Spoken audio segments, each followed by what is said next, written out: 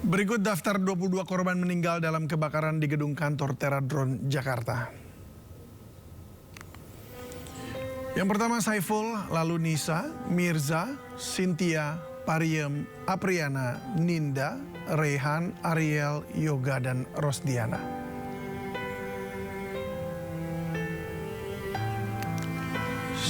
Sebelas korban berikutnya yakni Novia yang tengah hamil saat meninggal, lalu Emilia, Chandra, Dela, Ashifa, Nazel, Usna, Sandy, Siti, Tasya, dan Ervina.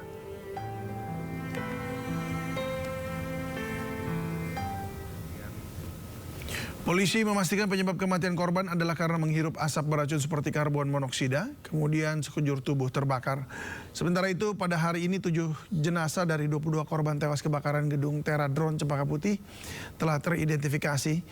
Dari total 10 jasad yang berhasil diidentifikasi hingga sore tadi, dan kemudian akan diserahkan ke penyidik dan dikembalikan ke keluarga. Ada 7 dari korban meninggal ini yang bisa teridentifikasi pada kesempatan ini. Saya bacakan. Yang pertama, kantong jenazah dengan nomor 001 cocok dengan data antemortem 022. Teridentifikasi sebagai Pariem, perempuan 31 tahun, beralamat di Kecamatan Bandar Negeri Soh, Kabupaten Lampung Barat. Teridentifikasi berdasarkan sidik jari dan catatan medis. Yang kedua, kantong jenazah dengan nomor 002 cocok dengan data antemortem nomor 018. Teridentifikasi sebagai Ninda Tan, perempuan 32 tahun, beralamat Serpong Utara, Tangerang Selatan. Teridentifikasi berdasarkan sidik jari, catatan medis, dan properti.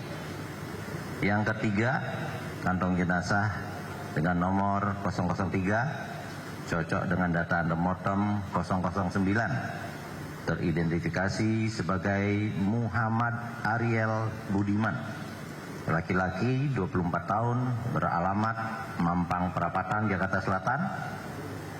Teridentifikasi berdasarkan pemeriksaan sidik jari, gigi, dan properti. Yang keempat, kantong jenazah dengan nomor 004 cocok dengan data antemortem 011. Teridentifikasi sebagai Muhammad Apriana, laki-laki 40 tahun, beralamat Kecamatan Sudimarajaya, Tangerang. Teridentifikasi berdasarkan sidik jari, catatan medis, dan properti. Yang kelima, kantong jenazah dengan nomor 008 cocok dengan data antemortem nomor 020. Teridentifikasi sebagai Dela Yohana Simanjuntak, perempuan 22 tahun, beralamat Kebayoran Lama, Jakarta Selatan.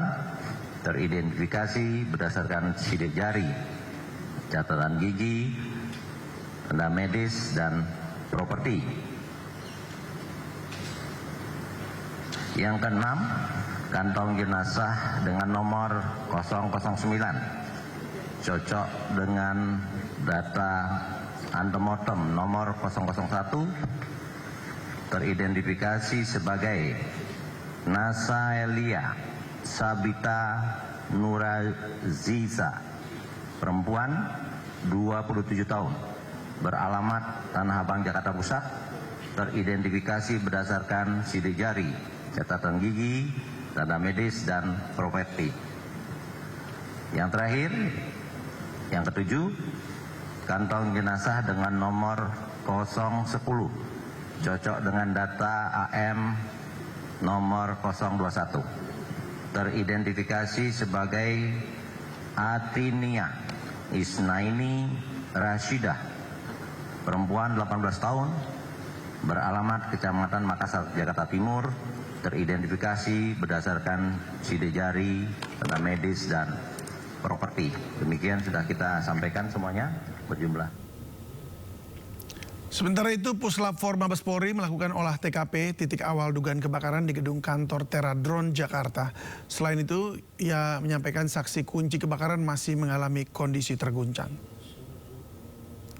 Sejujurnya tadi pada saat kami melakukan kegiatan pemeriksaan kriminalistik TKP, salah satu obstacle-nya adalah saksi yang mengetahui persis peristiwa saat ini masih dalam keadaan terguncang. Mari kita doakan agar saksi bisa pulih dan setelah nanti dapat memberikan informasi dan juga keterangan kepada kami dan juga penyidik, kami akan lakukan kembali pendalaman.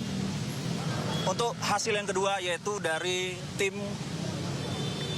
Bioser Bit Kimbio 4 Puslap 4 Barreskrim Polri dapat disampaikan kepada teman-teman dan masyarakat bahwa atas koordinasi antara tim Kimbio dengan tim penyidik dan juga tim identifikasi untuk korban sejumlah 22 ditemukan dalam keadaan utuh dan masih dapat diidentifikasi. Polisi mengungkap kronologi kebakaran gedung Teradron di Kemayoran, Jakarta Pusat. Polisi menyebut kebakaran diduga berasal dari ledakan baterai drone yang berada di lantai gedung 1. Jalan Suprapto Blok A. Nggak nyampe.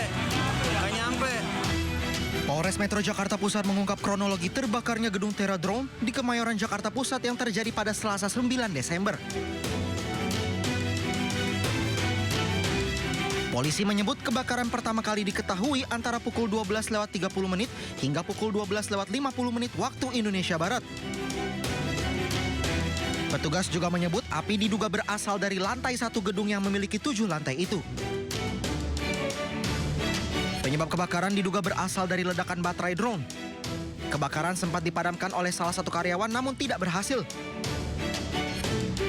Pukul 12.50 waktu Indonesia Barat, petugas yang tiba di lokasi langsung melakukan penanganan awal. Sebanyak 28 unit mobil pemadam kebakaran dan 101 personel dikerahkan ke lokasi.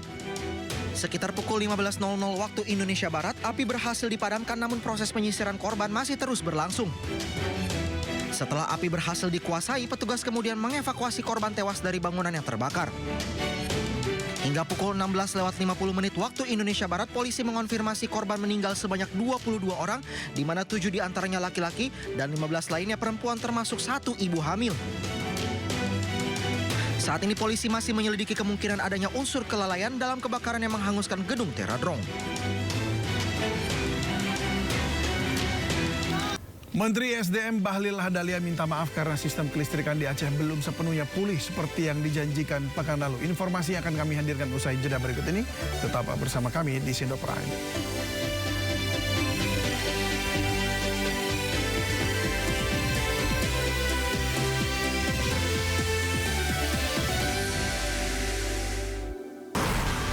Sumber berita aktual tersaji lengkap di sini. Polisi meringkus 7 pelaku